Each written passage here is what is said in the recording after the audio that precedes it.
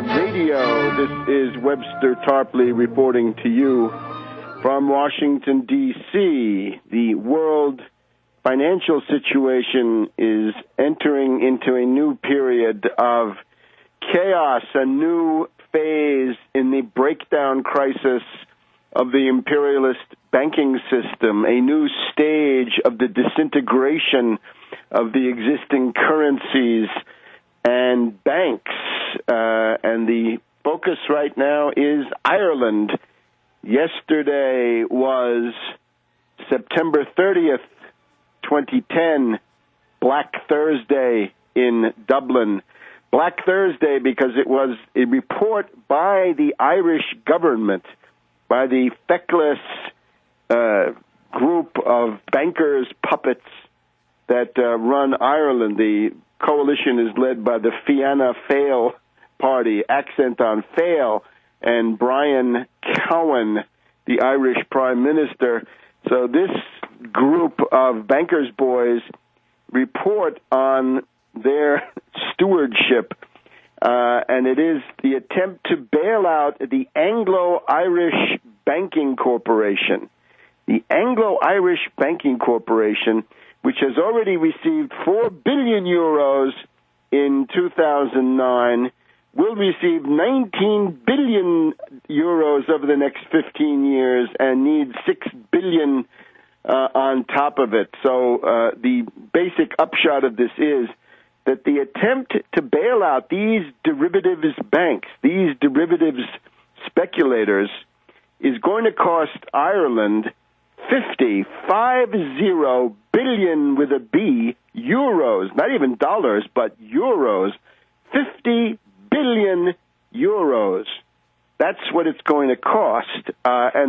Basically, this is a new Iceland. In Iceland, it happened all at once in the fall of 2008 with the extortion attempts by the British and Dutch governments on the IceSave question, right? The Landsbanki and so forth. But now, this time around, it's Ireland, and we're told now that because of the need to shell out $50 billion to Anglo-Irish Banking Corporation, Allied Irish Banks, the Bank of Ireland, and some others, 50 billion euros. So that will mean that the debt of Ireland, all incurred for these derivatives mongers, these derivative speculators, that Ireland will reach a 32% deficit. That is to say, in the coming year, Ireland's deficit on the budget side, all payments to banks, not profligate spending, not unemployment insurance, nothing like that, not the social safety net. That's going to be chewed up.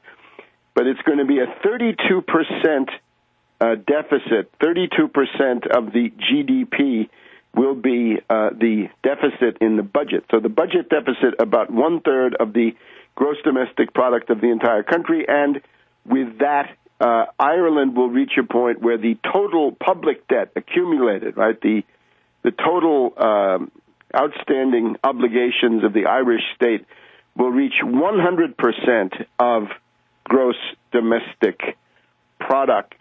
This is, of course, a consequence of Ireland really following the lead of Gordon Brown and the British Labour Party in setting up these bank bailouts, right? Remember, it started with Northern Rock in October of 2007 already, right? It happened well before the New York banking crisis of September 2008. It was the summer before that the Northern Rock began to fall apart. Now, of course, this means, according to the markets, according to the international speculative cabals, the conspiracies, the cartels, the gangs, that Spain and Portugal, of course, are coming soon, and Greece, of course, remains in deep trouble.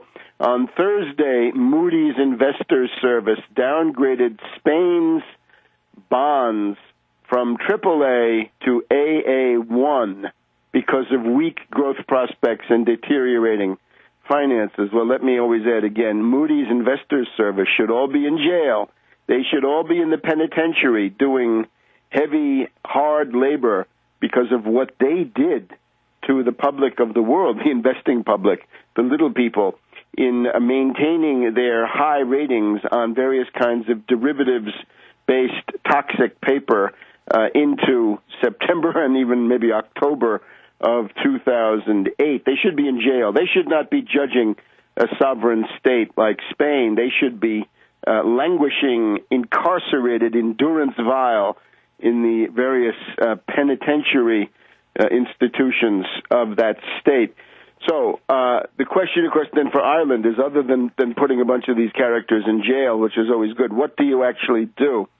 The idea here is that the Irish state is resisting the obvious necessary shock therapy for the bankers. Let's have some shock therapy for the bankers.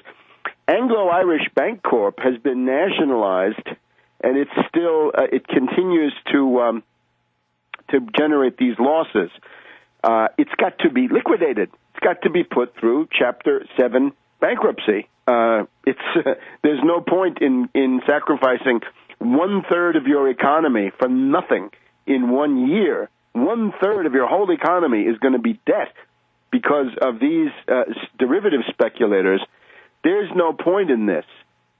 Put this thing through bankruptcy liquidation under the supervision of a judge. And as you go through it, when you come across a collateralized debt obligation, you take that over to the shredder and you shred it. Or if it's an electronic book entry, you delete it. You destroy it. You obviate it. It has no value. It is not economic value. It's the opposite. Collateralized debt obligations and, of course, credit default swaps, as well as other kinds of derivatives, structured investment vehicles that contain these, have simply got to be wiped out. And you notice from the discussion here in the Wall Street Journal, which is so worried about profligate spending when it comes to the social safety net, right, the unemployment insurance. Rupert Murdoch doesn't like Social Security and unemployment insurance. The question is, how much pain should the stockholders and the bondholders of Anglo-Irish Bank absorb? Well, they should face the consequences of their derivative speculation, which is to be liquidated. The goal, according to the Wall Street Journal on Wednesday, September 29th, the goal is to convince investors. The Irish government faces a complex challenge to convince investors that it can bear the cost of fixing state-owned Anglo-Irish Bank without spooking markets by pushing creditors to pick up the tab. What does that mean? The government in Dublin could reduce the costs of bailing out Anglo-Irish by taking a tougher line with creditors, pressuring them to accept bigger than expected losses on their bond holdings.